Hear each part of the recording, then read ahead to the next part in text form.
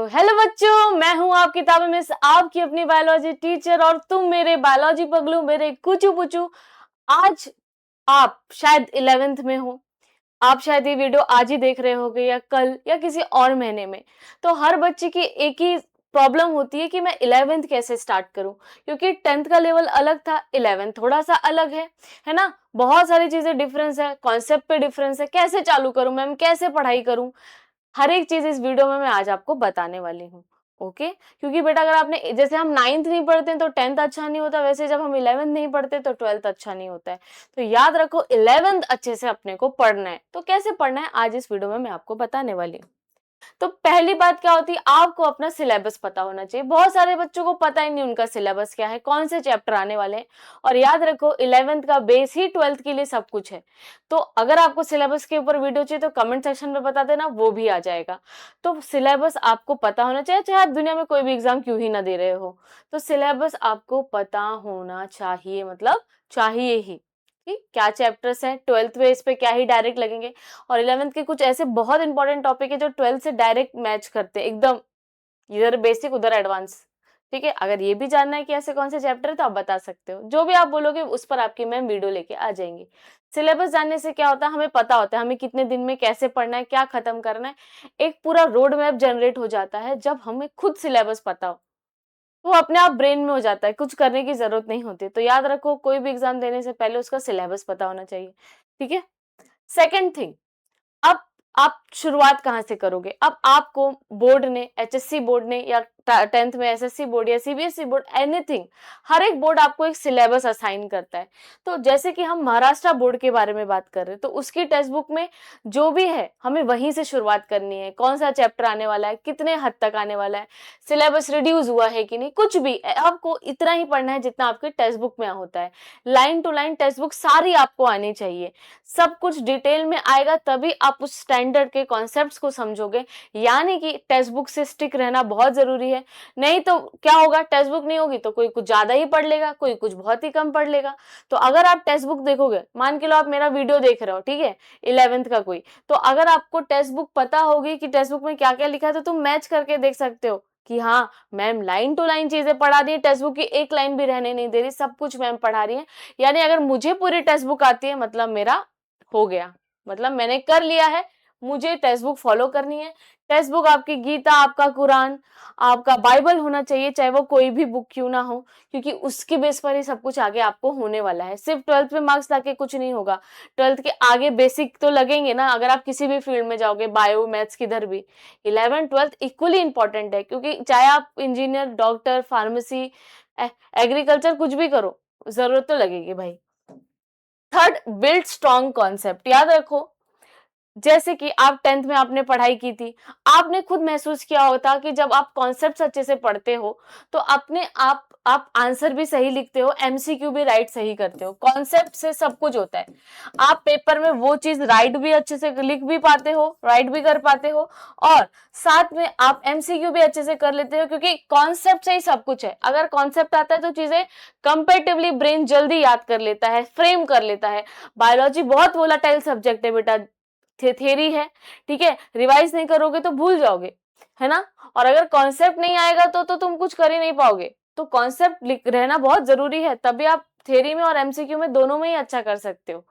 ठीक है। उसके बाद मेक स्मार्ट शॉर्ट नोट्स। अब अगर आपको रिवीजन करना है तो क्या आप पूरी बुक लेके बैठोगे क्या, ऐसा पूरा बुक खोलोगे, फिर क्या होगा, पुढचा पाठ मागचा सपाट, ये पढ़ा तो वो नहीं पढ़ा। तो जब आप रिवीजन करते हो तो इतनी बड़ी बुक्स नहीं लगनी चाहिए, नहीं लगनी चाहिए। क्यों नहीं लगनी चाहिए, क्योंकि याद ही नहीं रहेगा कुछ। तो आपके प्रॉपर शॉर्ट नोट्स होने चाहिए, टू द पॉइंट रिवीजन।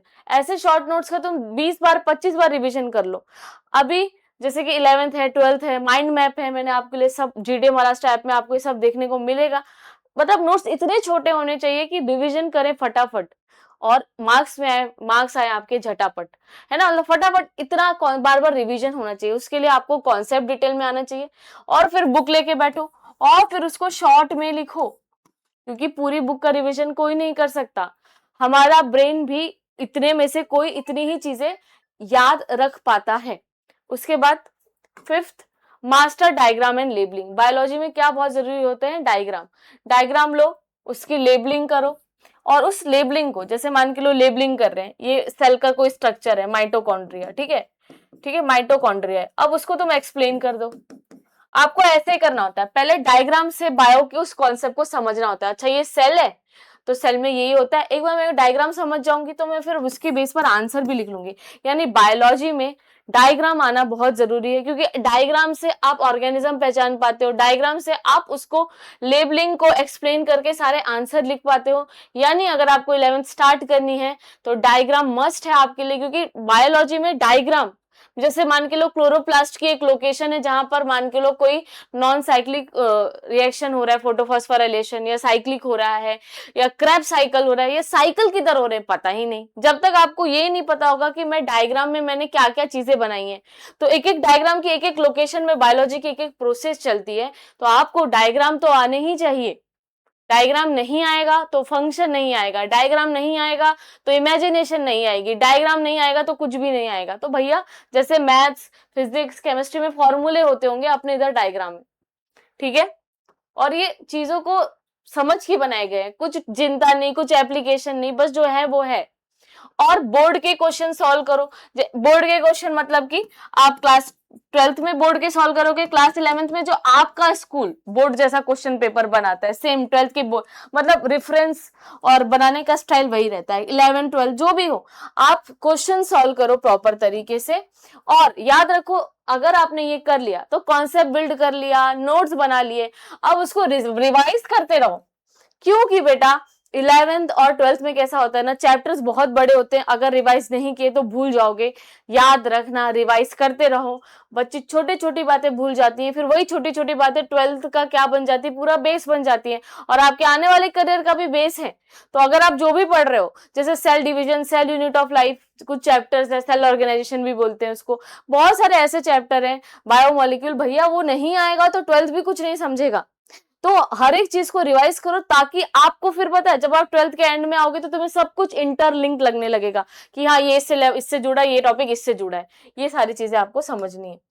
तो आपको पहले अपना सिलेबस नोन होना चाहिए, फिर आप टेक्स्ट बुक से स्टार्ट करो कि कितना पढ़ना है, कितना नहीं पढ़ना है।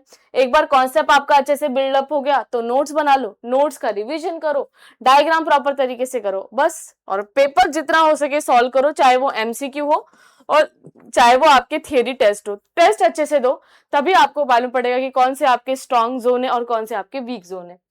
तो ये सारी चीजें हैं, तो यही चीज बार बार इस साइकिल से रिपीट करो। 11th में आपको टॉप करने से कोई नहीं रख सकता, और 12th में बोर्ड में और एग्जाम सीटी क्रैक करने से भी आपको कोई नहीं रोक पाएगा। और अगर आपको कोई भी नोट्स चाहिए 11th से रिलेटेड, आपको जीडी महाराष्ट्र ऐप पर मिल जाएंगे, तो जाके वहां पर जरूर चेकआउट कर लेना। और वीडियो आपको एएससी चैनल पे मिल जाएंगे, जरूर देख लेना। क्यों देखना?